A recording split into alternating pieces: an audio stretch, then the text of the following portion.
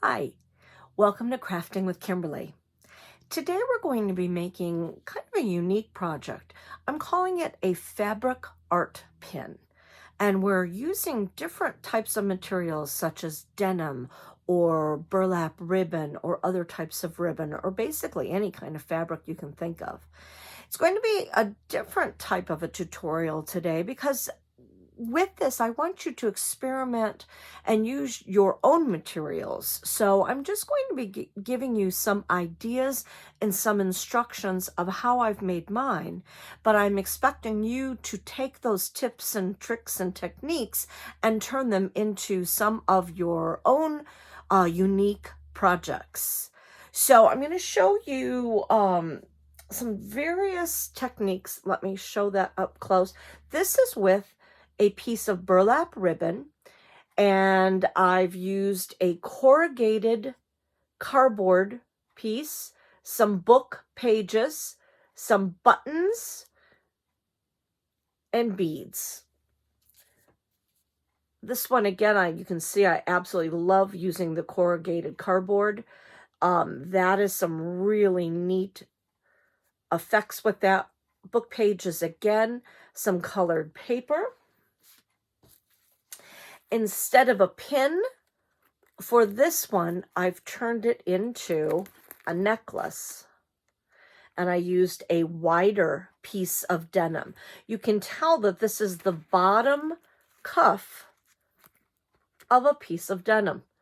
And it already by using the bottom part, it already gives you a finished edge, which is really nice. So whenever you trim a pair of pants, or have a pair that don't fit any longer, or have holes in them and you don't know what to do with them, denim is a fabulous material. For the back of this one, I did cover it with another piece of denim, so then you couldn't see all the stitching that I did. This one has a little Eiffel Tower pin, a charm on it, so I'm calling this one Springtime in Paris. This is a little piece of a remnant of fabric. I like the word gotcha. Thought that was cute. This is some decorative wire, lace, some charms.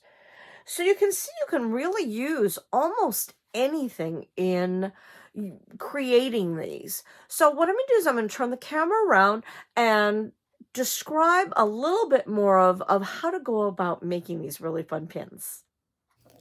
Before we begin, I just wanted to show my examples a little more closely. This way you can see some of the techniques that I will be using and explaining as we go along.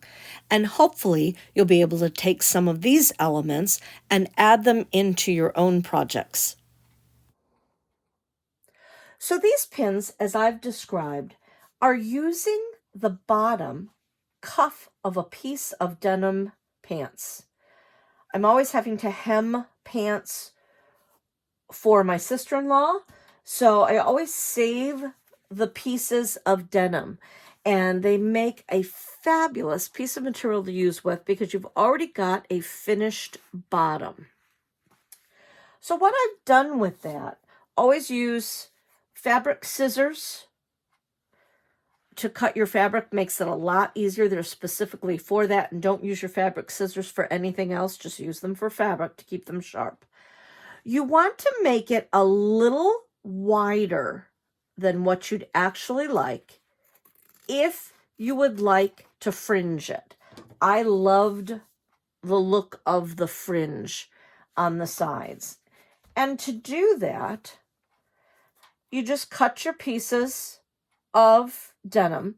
Again, I'm going to turn it the opposite way. So I want that to be my bottom, and I want this to be my top because it already has a nice hem. I chose these pins. I got these off of Amazon. I think they're absolutely gorgeous. They're like kilt pins, decorative safety pins. You can use safety pins. Another thing that you can use, especially if you want to turn it into a necklace, I used head pins.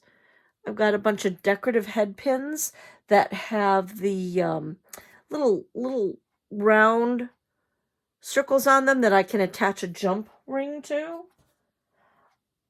I bought these and I never liked them. They're meant to hang this way and then attach a bunch of beads coming down the bottoms there. I never really liked them, but they worked out absolutely perfectly to stick in there and then being able to hold a head pin with some charms on them. So that makes a unique way. So if you don't want to purchase pins like that, use just a safety pin or hook that in there. There's also decorative wire that you can purchase. Comes in like almost every color imaginable. You can use that to feed through. If you want to turn that into a necklace, you could put some curly cues on each of the ends. Or if you don't even want to put it through the back, you can just attach a safety pin on the back and then be able to attach it. So getting back to the fringe, really all you have to do is just start peeling. And it takes a while. It's messy. But the nice thing, and you don't want to go any more than 2 or 3 strands of it, because once you start to pull, it can start to knot, or if it catches, then you can just cut it. So that's why I have really found you just pick at it until you can take a few pieces off and then just pull. And as you're pulling, you can see this fringe starting. So depending on how fringy you want it to be, you just keep going until you get the width of what you want. And you can see with denim has the indigo stripes going one way and almost whitish, very pale blue stripes going the other way. So when you're pulling on the grain like that, it gives a really pretty pale blue. Now, if I were to try to fringe the bottom where I cut this, so kind of going against the grain, you're going to see that I'm going to get a fringe, but it is not going to be that white look. It is going to be the dark blue denim-y look. You can see that starting to come. So you can see it's a little bit of a fringe there starting, but it's a darker color. You're not going to get this pale blue. And if for some reason you didn't cut it completely evenly, because if you've watched my videos before, you know I never measure. I never cut straight. I just kind of do. So if you don't cut completely straight, as you're fringing, you will see your lines you'll have more fringe on one end than the other. It won't fringe evenly because the fabric is made even. So as you pull it apart, it's going to stay in a nice straight line. But if you didn't cut it that way, you'll have more fringe on one side than you will on the other. And I'm just going to try to pull enough of this so you can somewhat see. I did cut this pretty evenly, but you can see how especially right here, it's not exactly even. It's a little thicker, a little thinner there, a little thicker there. So you can see how that's not exactly a straight line. So what I would do is I would fringe as much as I wanted, both sides, get them done. And then if you have to do a little bit of a trim, go ahead. You can just lay it down. I would put it up against a straight edge, so then you can evenly cut and even up your fringe. Or if you want it to really look organic, then keep it different sizes. So when I made these, I preferred the blue part of it, this pale light blue part. I didn't really like the dark blue fringe at the bottom. And many of these, you can see I cut a piece of lace and put that at the bottom. So I didn't really care what the bottom actually look like because I put lace.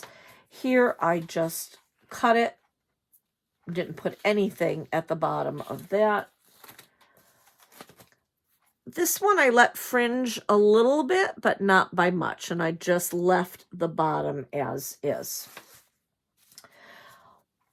So you would just keep going along and fringing if you want it fringed, or just leave it, you can just leave it plain. Any denim will work, and this is a great piece of denim, but it doesn't have a cuff on it. So another fun thing to look at is look at the seam. Here, if you have a seam, you can cut with an edge. I'm going to cut this right in the middle. So I'm going to go through here because I want that seam right in the middle. So I'm going to I'll cut this big to be a necklace. So I want this a little bit wider to somewhat have an even side. I'm going to fold that over. I'm going to turn it inside out a little bit there so I can cut into that. I'm going to lay it down so I can cut it straight. So I'm going to cut up there, and I'm going to cut across. And again, always cut a little bigger than what you think you want, because you want to have an edge that you can fold over. And if you're fringing, so see, this one happened to be cut before, so it wasn't exactly straight across. So I'm going to take that, I'm going to even that part out. Cut that across. And I never throw anything away. I'll probably use that in a collage.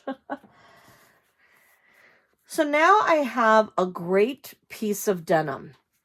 With this, I could take some ribbon, some lace ribbon.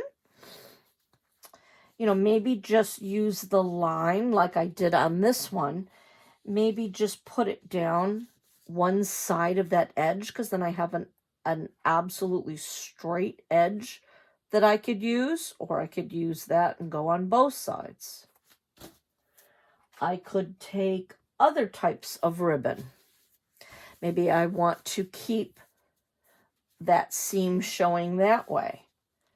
I could cut little pieces of ribbon, use that as a line in the middle.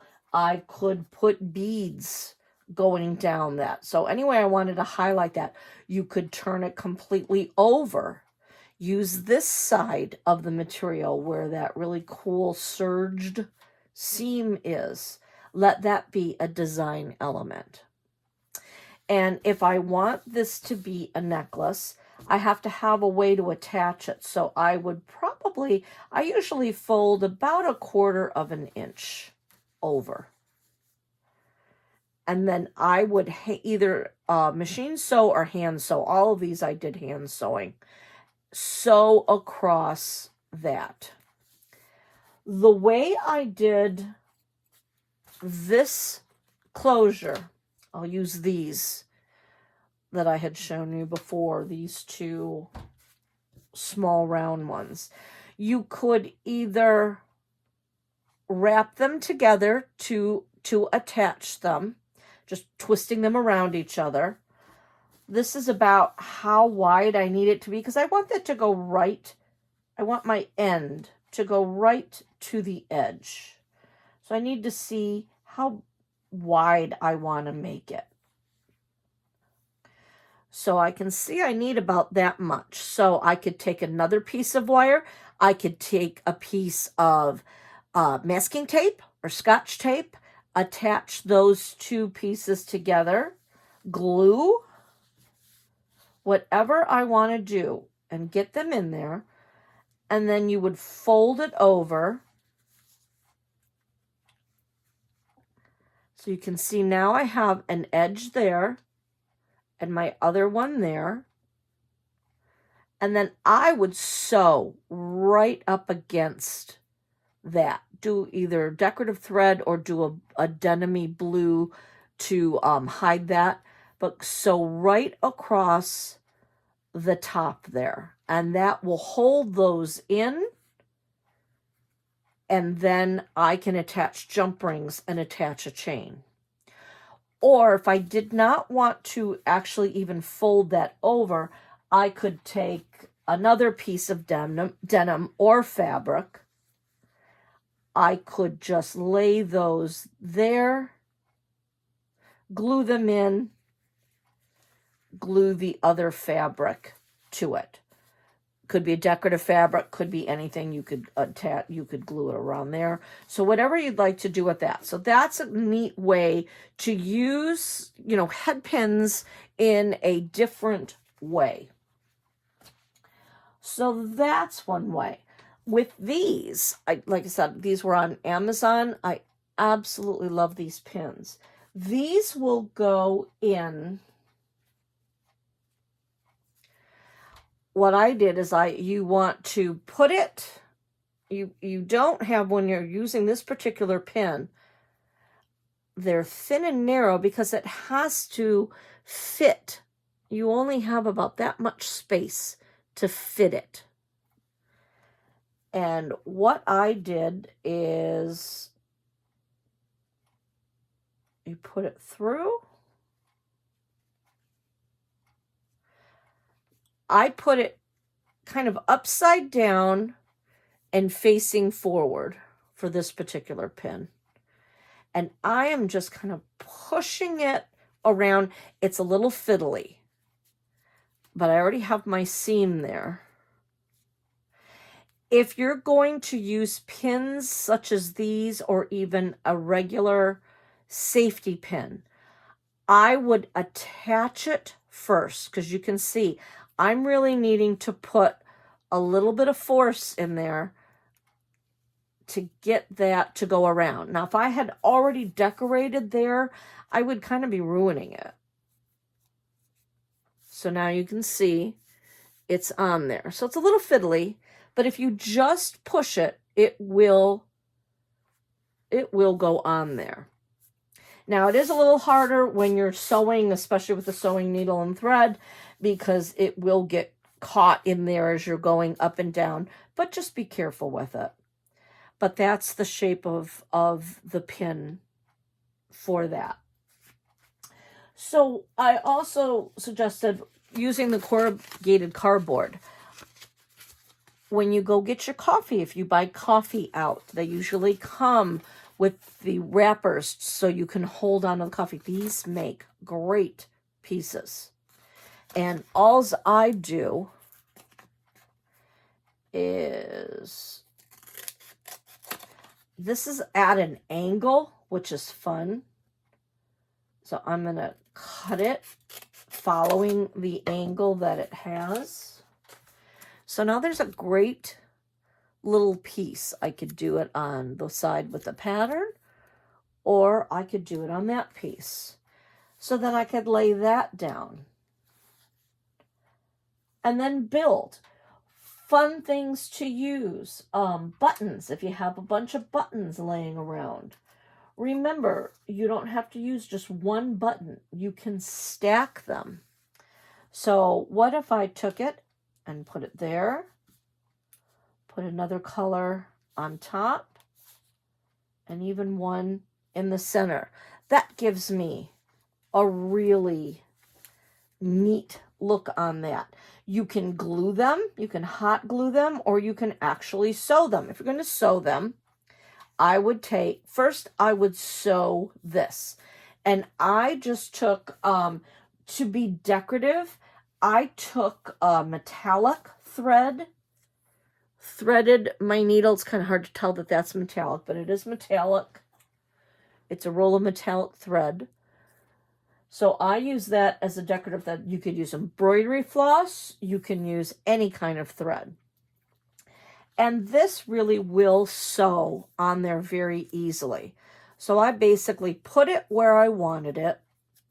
And I just sewed around the sides. So I did like a running stitch down there, across, up and across, and then it stays on there. You can see, hopefully, if I hold it up very closely, you can see the light brown stitching right there. So you can see I just stitched right across.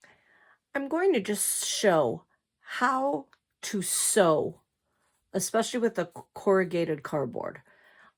I threaded my needle, I brought it up from the back, and now I'm just going to go down, pull it through, and I have my first stitch. I'm going to come up again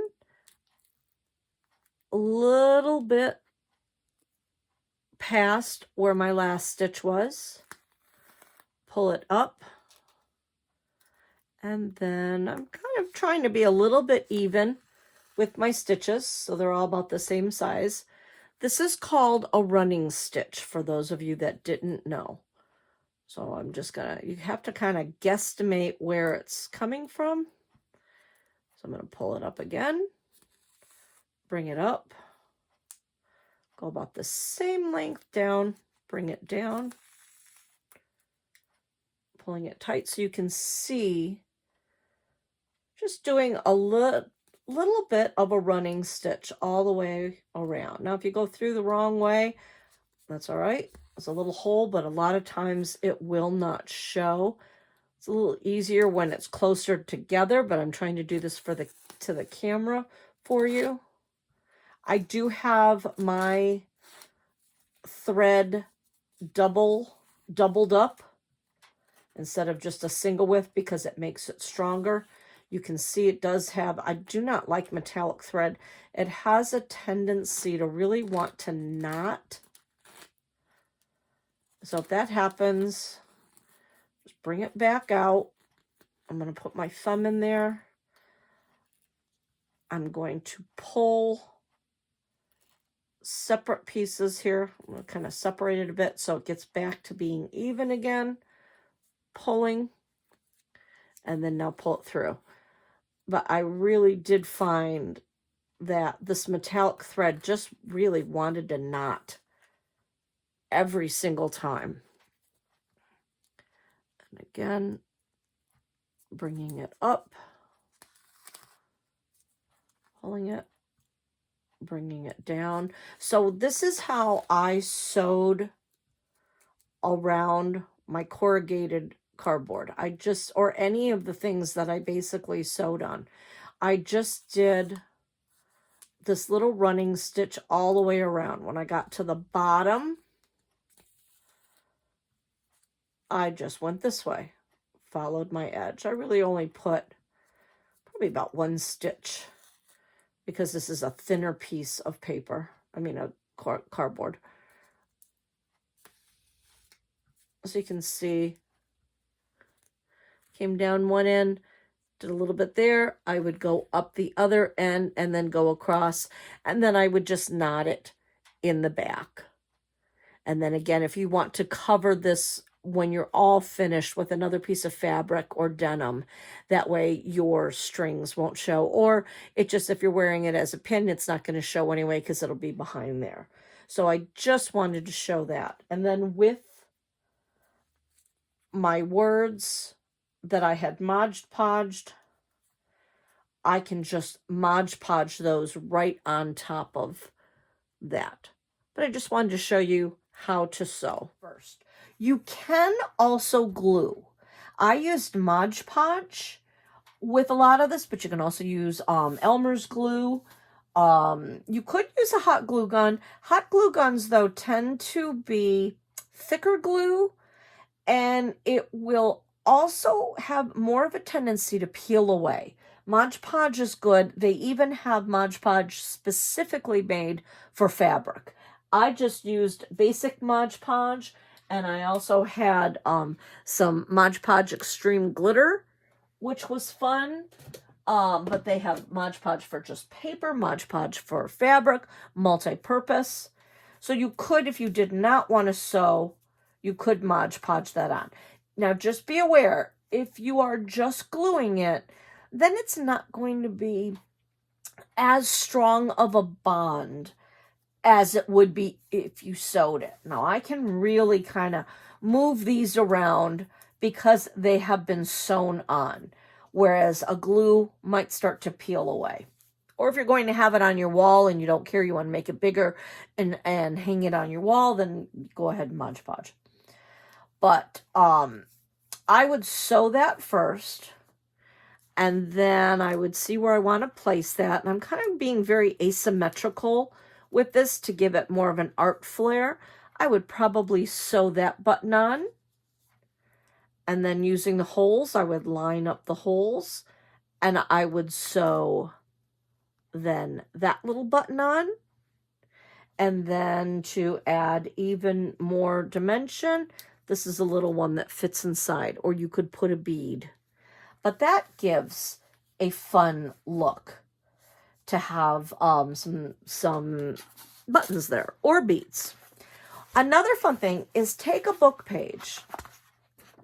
I know some people really go crazy when you're going to tear apart a book, but after you've read it and after you've appreciated it and you don't want to donate it, there is just a ton of paper and uses you can use with books. If you go to your local library, the books that they are not able to resell or donate, they do recycle.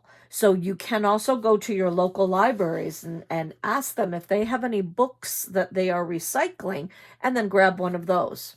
So fun thing to do with that is grab a book page and do some found poetry, or write see if a sentence stands out to you. I'm going to put my glasses on so I can read it. I'm going to look through, and a way to do found poetry is if you just find one word to start with that you think you would like to use.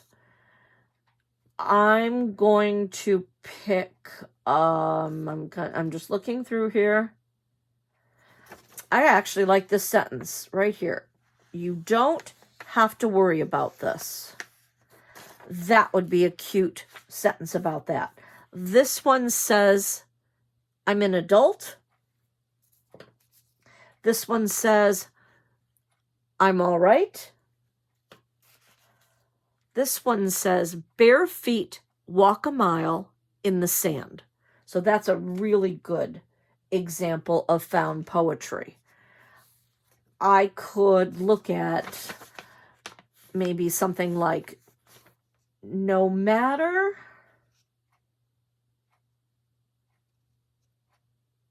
I kind of like just no matter.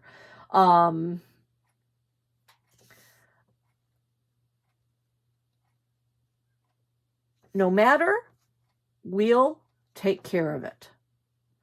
Or no matter why. Or why in the world would you say that?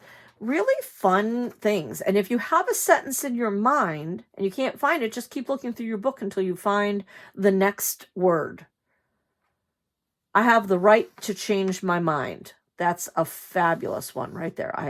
I have the right to change my mind. So what I would do, I actually really like that one. So I'm going to cut that out. I'm cutting as close as I can to the words up above it because I just want a little bit of the white space to show, to frame it a bit more. I'm just going to cut right across. I'm going to cut down. I'm going to cut down. And then now I'm going to cut as close to the bottom line as I can. All right, I'm going to put those away because I can use those for other things. So now I have my sentence. It says to, I don't want the to. I'm going to I have the right to change my mind. And because I took the quotes off of that one, I'm going to take the quotes off the other side. So now I have the sentence, I have the right to change my mind. That doesn't fit, does it? I could go sideways and really make somebody look at that. Or because I like this, I like the buttons. I'm going to put those back. Those would have been sewn on already. I'm going to cut it apart with, I'm going to say I have the right, and that's going to fit probably about there.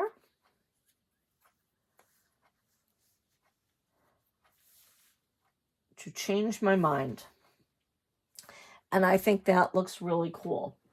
What I do is you want to have a dedicated paintbrush for your Mod Podge, because Mod Podge will ruin your paintbrushes after a while. But if you wash them right away, I buy these really hard, cheap ones. I get them at the Dollar Tree, but it's not really painting bristles. They're a little harder, but for use on Mod Podge, they're fabulous. I also have a silicone mat that I like to glue right on. Nothing sticks to this. You can eventually go through, peel all of this stuff off. So I glue right to it. So what I would do is I would bring that down, take my Mod Podge, I'm going to hold it down, and I'm going to paint with the Mod Podge right over that. Just to make it easier so it won't stick, I'm going to pick it up and then move it over. And I'm going to do the same to this one. If you do not have a silicone mat, a piece of wax paper works great. Be careful though with the wax paper, because what you want to do is definitely, after you've painted it with your Mod Podge, pick it up and move it someplace else. And you can see how I'm kind of letting that stay up a little bit so it won't glue to it. The nice thing about the wax paper is if for some reason it does glue onto the wax paper, you can just cut right up against it, and then you'd have that to do. Many times what I will do is I will paint that with the Mod Podge, let it dry, flip it over, paint the other side. The nice thing about doing the Mod Podge is it gives you a much thicker, stiffer piece of paper. And a lot of times what I will do is, this is an example of the glitter. You can see the glitter Mod Podge. What I will do is I will just paint. This is just a plain Mod Podge. This is the glitter Mod Podge. I'll just take a piece of the book page and then just paint the entire thing with it. And then when I want to find words, I've already got it already stiff. So I painted the Mod Podge on one side, let it dry completely, painted the other side. So now I've got either or that I can use. And you can see I've already cut a little bit. Like there's some words in here that I really like. This one says, "'Twarn't no use." And I think that's a fun statement.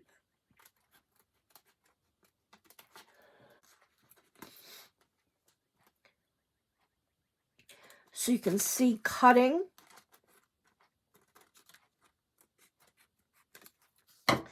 Cutting that out. It's already stiff and much less easier to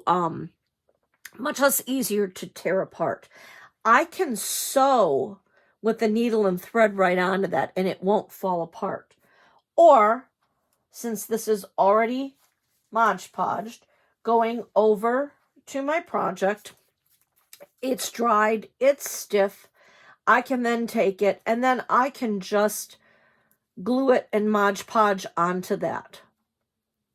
If I didn't want to sew on that. So I could just glue that right to it. So book pages are really fun to put words in there. when I paint, I always have book pages around. And then when I need to wipe my brush off, instead of dipping it in water right away, I wipe it on a book page. Because now here's some great pages to be able to collage with. You can see the words coming through. You get the different colors of paint. This one had the paint, and then I also took that glitter Mod Podge to put over. So I can use these in collages. I can cut shapes out. This I had a lot of blue left over, so I just kept adding to this page. I use this color blue a lot, so I just kept painting and painting and painting, and the paint that I couldn't put back into my tube, then I just painted the rest of the paper. So that is where I was able to tear some pages to give these waves. And again, this is all just Mod Podged on. I sewed the cardboard, but I glued just the papers, and then I did the beading right there. Other fun things to use. They sell charms in little packages. So they have little themes. So if you wanted to have a specific theme, like these would have been cute to be able to add on there, because this is a beach theme. So with a little turtle, a sand dollar, and a little blue circle, those would have been fun to add on there. So if you're looking for inspiration and you can't really think of anything, you can look and see, well, what kind of charms are there that I could use?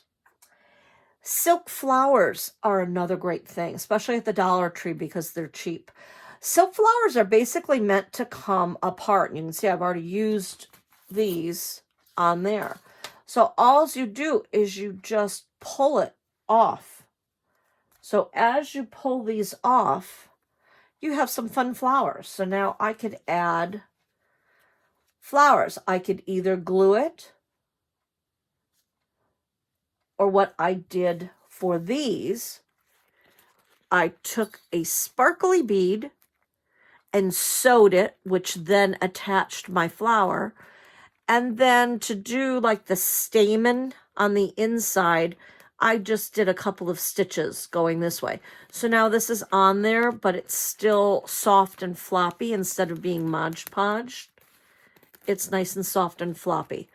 With this lace ribbon, it had little holes going across the top. So what I did is I sewed all through the little holes, but then I did take it and Mod Podge it down because I wanted it to lay flat. So that's really your choice of how you want it to be. This one is an example. You can see it's a little, if I hold it straight up like that, you can see it's a little puffy. I just stitched around there, but I didn't care if it was completely straight. You could even stuff it if you wanted to make it really puffy. And with the wire, I just curled my wire around, and then I just took my needle and thread and stitched around it, stitched the hole where the charm was. This one, I again stitched around the holes up at the top, and then just let it be soft and floppy. I didn't need to Mod Podge. What I did with this is after I got everything sewn on and I Mod Podged my back, I took my Mod Podge, I took the paintbrush, and I dabbed all the way around each of these edges. And especially with the ribbon, when you cut ribbon, it has a tendency to want to fray. So if you just give it a little bit of Mod Podge on the edge or glue on the edge, then it won't fray for you. So I did that, and it's a little stiff, but wearable, it's just fine. But that gave me a nice finished edge. And because I didn't fringe it, I didn't want it to start to fray. Because as you can see, after you've cut it, you can see these little edges that you just, if you were to tear it, it's going to start to fringe. It wants to fringe. So even just moving it, you can see all the pieces of fabric that are coming off, and you can see just how much this really wants to fringe. And this is a good example here of, see, if I were to try to pull this, it's going to get all knotted. So that is why I'm saying pull little pieces at a time, so then you won't get it knotted. But if you like that look, that can also be another really cool distressed look. Pull up a bunch and then just leave it hanging like that, so you can really get distressed. And again, that's why we're calling them art pins. We don't necessarily want them to be very perfect and very uniform. You know, I've tried to do a lot of asymmetrical things as I was doing it. I'm a very symmetrical person, so to do the art, it was a little hard for me to kind of go at the different angles, but I loved how it looked because I always want to be perfect with everything. So I liked how that looked. Ribbon is fun to use. This is a great ribbon that has the metal wire. So these are really easy. It already has the wire and the lace on it, so I don't have to do anything extra. That's what this one is made from. So it already had my lace. All I have to do is take my pin, put it over, fold it down, and then I sewed the back. So that's how I was able to get that on. I just folded it right over and I sewed it across. You could glue as well and just cut. If you're going to cut, again, I would Mod Podge the edge, because burlap ribbon, even though it has the wire on the sides, it does have a tendency to want to fray a little bit. So ribbons are really fun to look for. So look for those, especially after a holiday. The ribbons go on sale, usually like 80% off, so you can really get some great stuff, even if you never know what you're going to use it for. Here's a great example.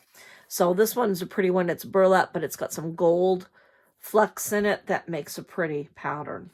You can take part of this and put it on the jeans if you want some contrast. Cut a shape out of it. Do just a little square. Again, the sky is really the limit with any of this. You know, any types of charms that you have. Beads. If you have some necklaces that you're not liking anymore, take the beads apart to be able to use. Lots of fabric. I don't have any fabric examples here, but this is an example of a small piece of fabric that I used, and I liked the squares and the colors. I fringed the areas. You could do a bunch of patchwork on there. So again, needle and a thread. One thing to think about is when you are choosing your needle, especially if you're going to add some beads, you can see how tiny those beads are, but you can see how big of a hole that bead is. That's a bead. I just put it facing up. Buttons on the back have their big hole. These are little beads that had a little hole. So what you want to make sure is before you start to go to sew, say I want to add some pearls. You want to make sure your needle is going to go through. So here's a bigger pearl. I can easily put this needle through, and I'm not going to have a problem with that bead. But then look at the hole for this one. Extremely tiny. I can get it to go on top, but I cannot get it to go the rest of the way. It's going to be stuck. So when you're choosing your needles, if you know what your beads are, check first to make sure, oh, I can use that one because that goes right through. It's a tinier head, so the small little beads will go through that, whereas this was a bigger, thicker head, it's not going to go through. So be very aware when you're going to sew, so you don't waste your needle and thread. You don't put it all on there already and then not have a chance to be able to use it. I think I've pretty much shown you absolutely everything. Just really start to go crazy with what types of materials and things that you can find. It's a really fun, it's just a really fun project to come up with all the different materials that you have around your house. You only need little bits of things. So look around, see what you have, see what you can use. And again, glue, Mod Podge, needle and thread, embroidery thread, any type of paper, book pages, old pieces of clothing that you can't use anymore. You can cut those up, little pieces of fabrics, remnants from other projects that you've had. If you don't do anything with fabric, if you go to Joann Fabrics, they have small little samples, little quilting squares.